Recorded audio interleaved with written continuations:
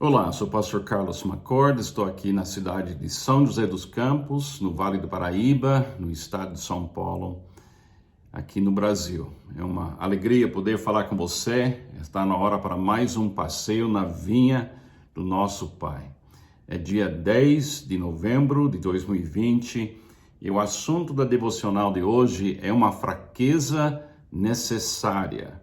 Uma fraqueza necessária. Você já pensou na possibilidade que Deus permita na sua vida uma fraqueza que é para seu bem e para a sua saúde espiritual e para dar para você uma capacidade maior para glorificar a Deus e amar pessoas? É um pensamento um pouco diferente, não é? Existe sim uma fraqueza necessária na vida do discípulo. E Deus é quem vai saber quando essa coisa é necessária. Deixa eu ler a devocional, a gente pensa juntos, depois você leva esses pensamentos cativos para Cristo e você pensa sobre isso com Jesus, porque você tem a mente de Cristo. Alguém já aconselhou você a ficar mais fraco? Devemos falar para alguém se o maior problema é que você é forte demais.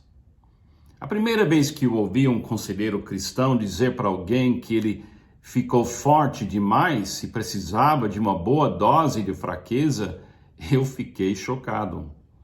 Hoje, eu regularmente falo para as pessoas que elas precisam de um certo tipo de fraqueza para ter força para avançar nas suas vidas.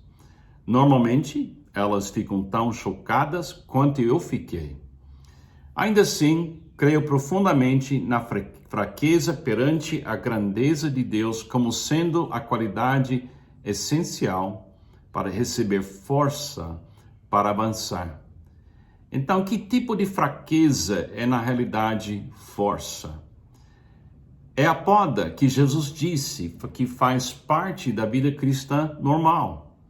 É o tipo de fraqueza que experimentamos quando vemos quem somos perante quem Deus realmente é.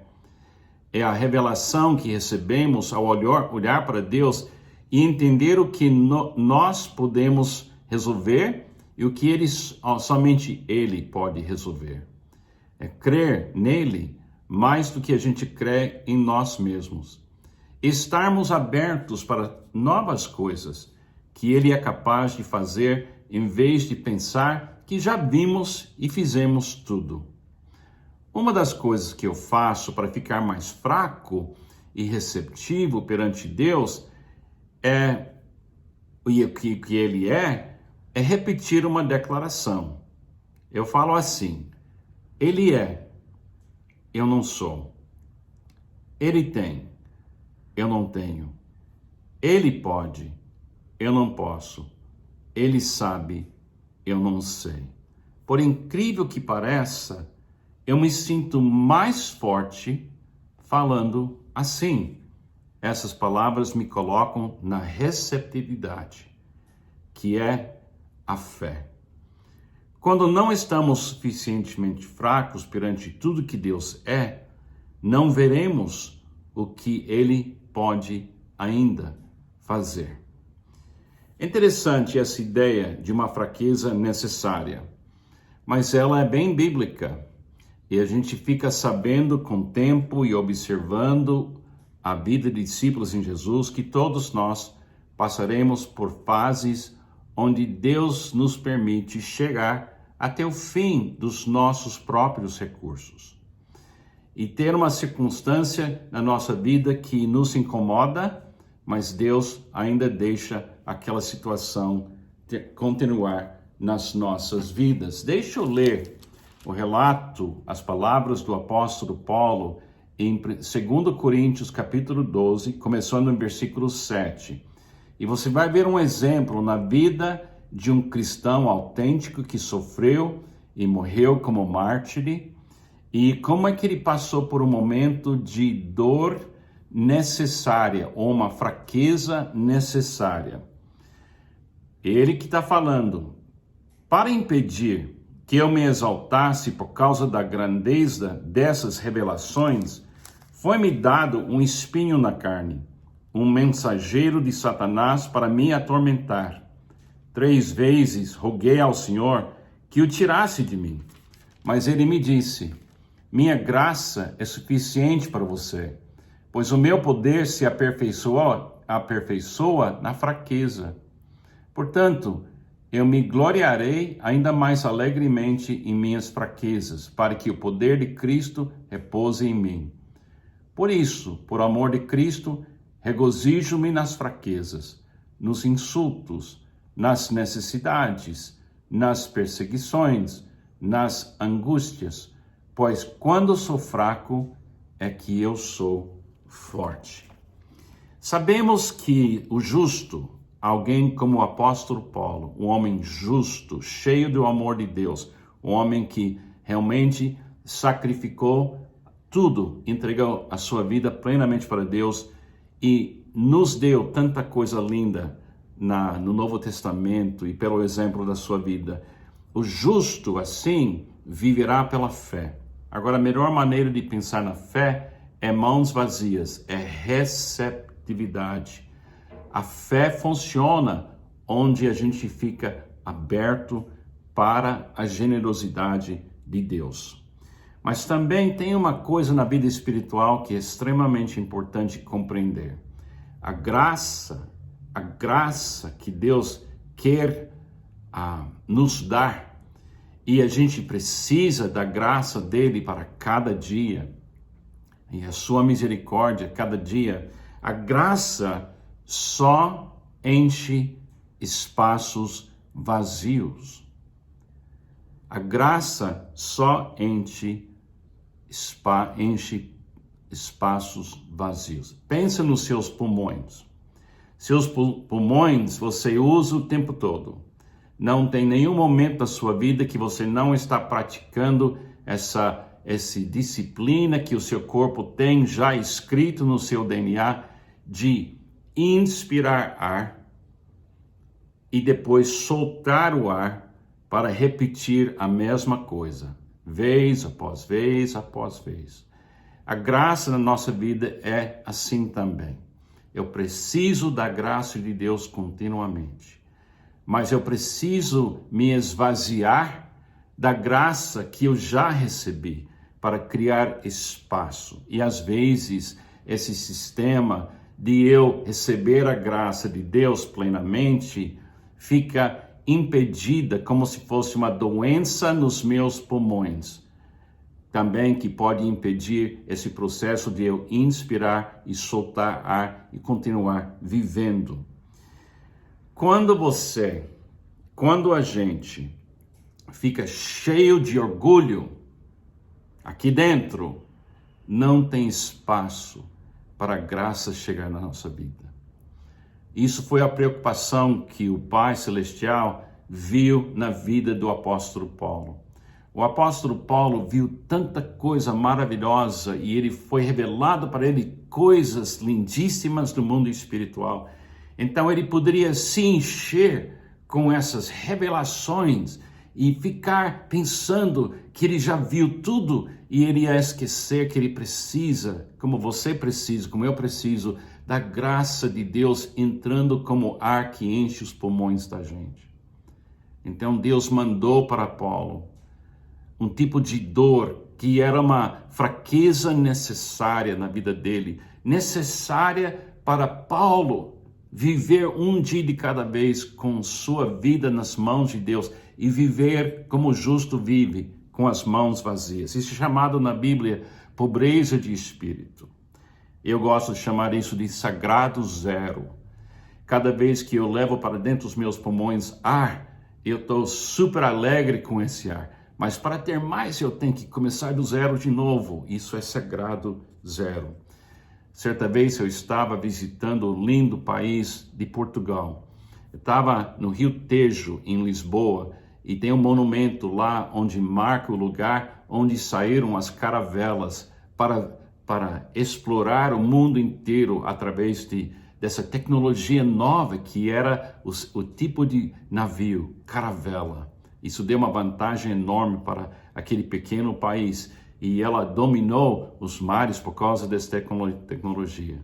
Eu fiquei pensando, olhando aquele lugar, pensando nos portugueses saindo para o Brasil daquele lugar 500 anos atrás.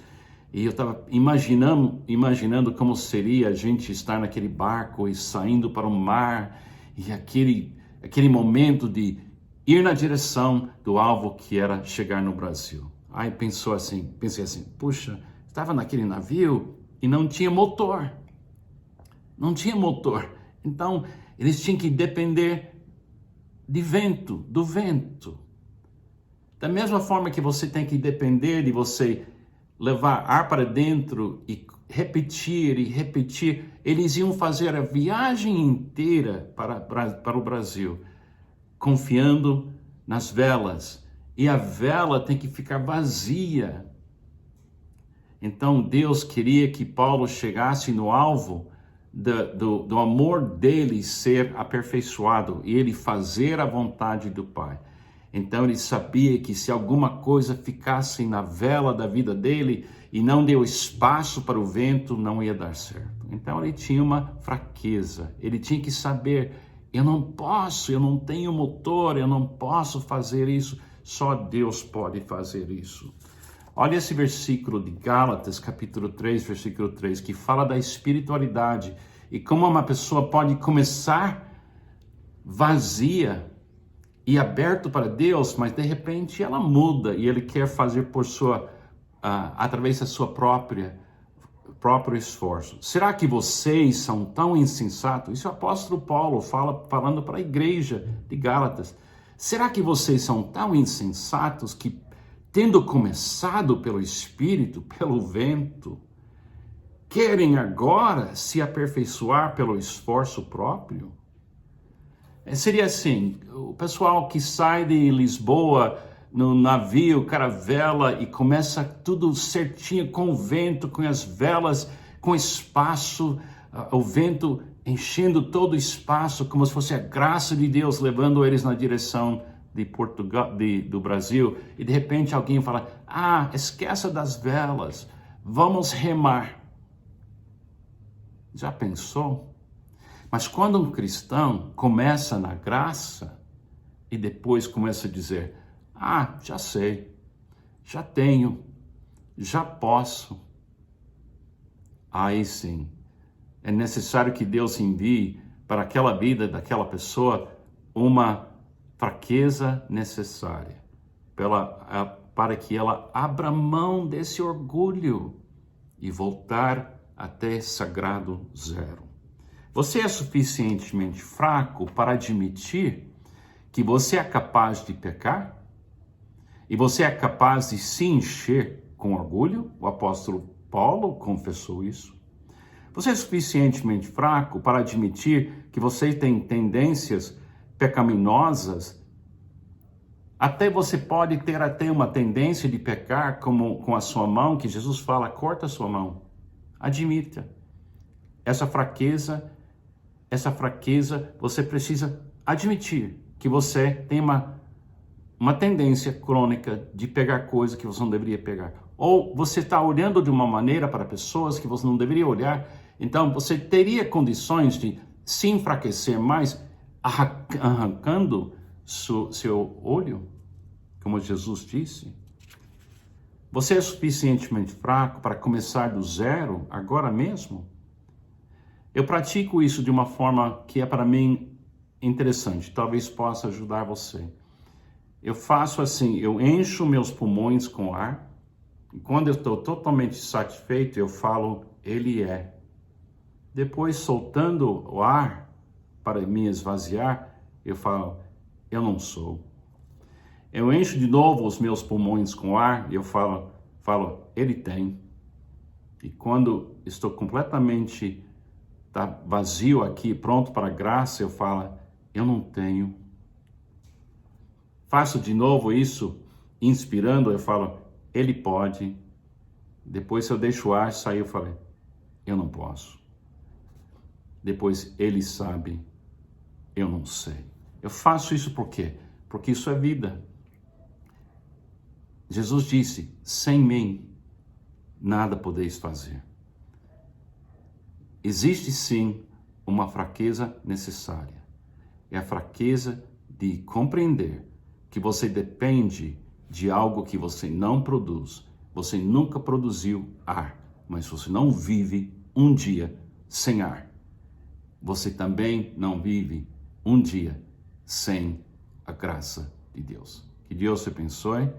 Pense muito nisso, é muito importante. Que Deus te abençoe.